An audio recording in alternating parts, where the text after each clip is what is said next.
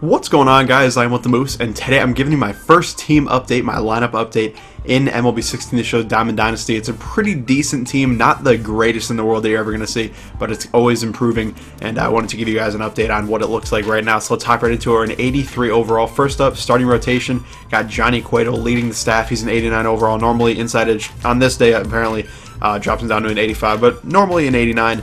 And he's very, very good. Then Bartolo Colon, little throwback, flashback type player right here from the Angels, 85 overall, very good as well. I love his windup. It's very quick and very rhythmic, very easy to throw with him, and I love it. Clay Buchholz is our number 3, I should say. Although I kind of want to sell him. I want to keep him at the same time though because I want to complete the Red Sox collection. So we'll see. I'm kind of up in the air on what I want to do with Buchholz right now, especially because I honestly think he's going to go down. He's had a couple bad starts to start this year, so we'll see. But as of right now, he is our number 3, and then Michael Pineda, our number 4. They could pretty much be switched. They're both very, very good. This one is for once you conquer the Mariners' stronghold in Conquest, using them for like 750 innings or something like that, and you get this Michael Pineda, who's actually pretty good, throws pretty hard, and is a fun player to use overall. And then our final pitcher, I should say, not Liriano, unfortunately, but it is Jack Morris. That is actually what I might end up doing, is move Liriano into the rotation and take Clay Buchholz out. We'll see though.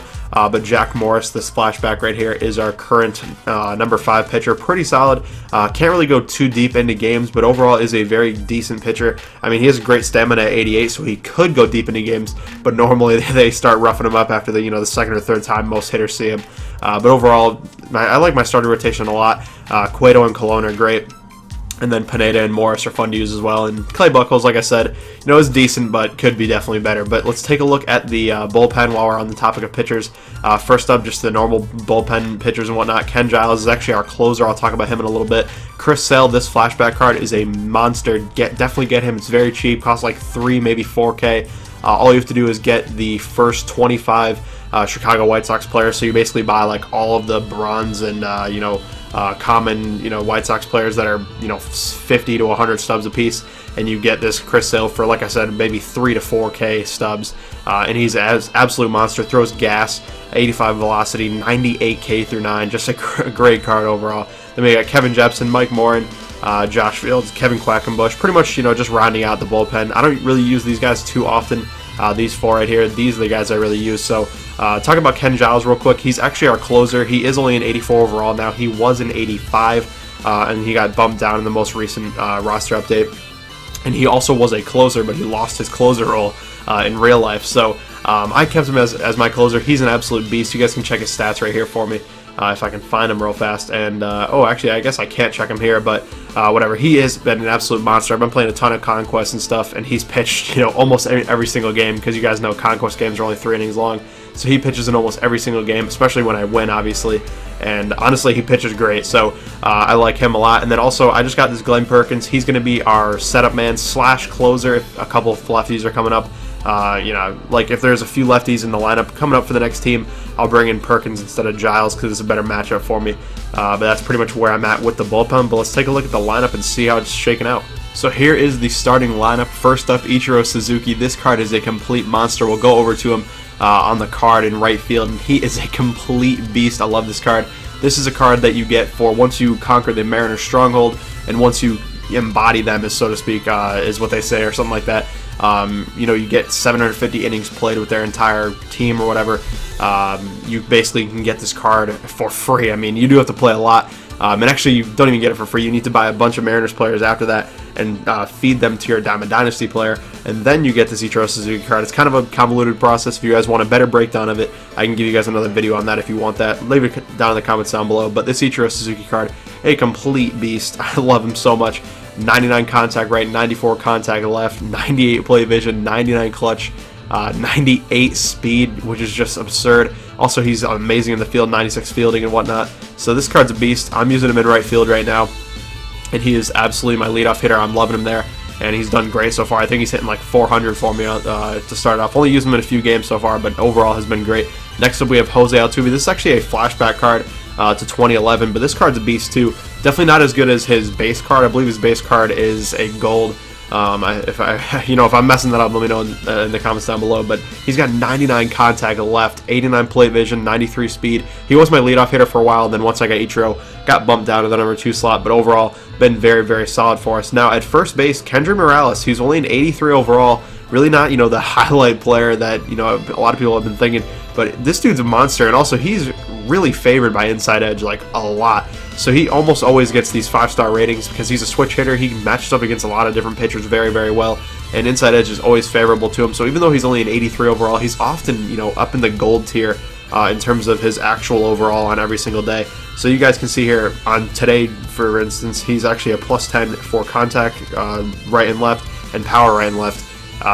Which is awesome. It's a really cheap card, and he's actually a complete monster. Like, that's why he's hitting third for me.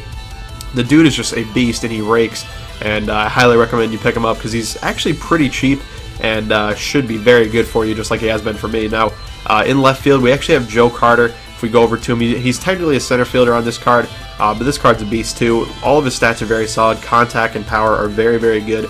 Nothing, to write home about. They're all very solid. Everything is just very good, very above average, I suppose I would say. 74 speed even. Just overall a solid item, and really liking that card. He's hitting cleanup for us now. That might change.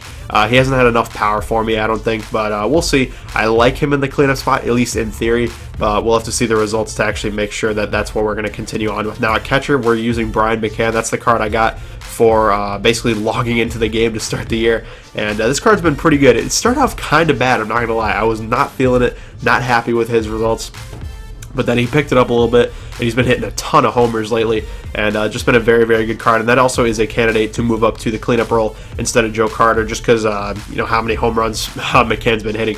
Now in center field, we have Mookie Betts, one of my favorite players in the MLB right now. Obviously, I'm a Red Sox fan, so I'm loving him there. Technically a right fielder in real life, but he can play any outfield position. Also can play second base if you wanted him to, because that's his true position, his real position before he moved over to the outfield. And he's been a monster. I love picking him up. He was kind of expensive. I think he cost like $10K or something like that when I bought him. But he's been, great, and I'm really liking him.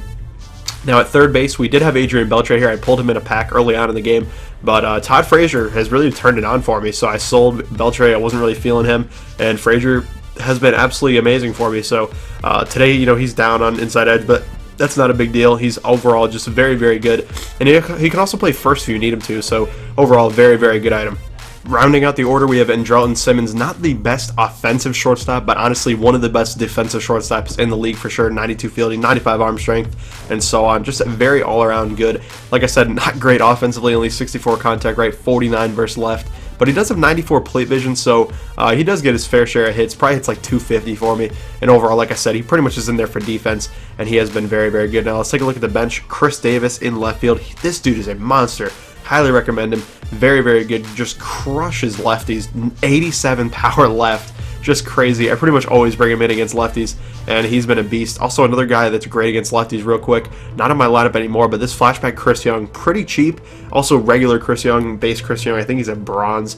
Both of them are very, very good. If you want a better version, get this one. He's a beast against lefties too. 81 power left, 63 contact left. Overall, very solid. He didn't really have a great spot on the team since this Chris Davis was a little bit better, but that's pretty much how it shook out. Now, Jared Saltalamacchia is my backup catcher. This is actually a flashback card as well. This was for collecting the first 25 Red Sox players. This card's very, very solid as well. Bring him all the time in against righties. 80 contact right, 88 power right. Just very, very good. Against lefties, can't do anything, but against righties, he's very solid, and he's always a nice option off the bench. Now in right field, Shin-Soo Choo, I almost messed his name up. This card was so fun to use. So when I had to use a ton of Mariners players for the Embody the Mariners challenge or whatever, we had to get 750 innings, I used this card heavily. Just insane. He hits so many home runs, it's unbelievable, and his power isn't even that great. Only 74 right, 33 left. 74 right's pretty good, but nothing too crazy. But he was just hitting a ton of dingers, and he's been a great card. Really like that guy. And then at third base, David Wright pretty much gives us another option on the corner infield. Always love him. Very, very solid. I haven't really used him too much since I pretty much just pinch hit with these top three guys, but he's there if I need him to. And then Logan Forsythe, I pretty much have him on the team because he's so versatile. He can play almost any position, first, third, short, left, right. I mean, basically any position except for catcher he can play, so he's pretty much just there. So, I can have somebody put somebody in if I need it because of an injury or whatever. But that is the team. I think it's looking pretty good. 84 overall. Pretty solid. Could use a little bit of upgrade in the starting rotation, I think. So let me know down in the comments down below who you think I should get. But thank you guys for watching, and I'll see you later.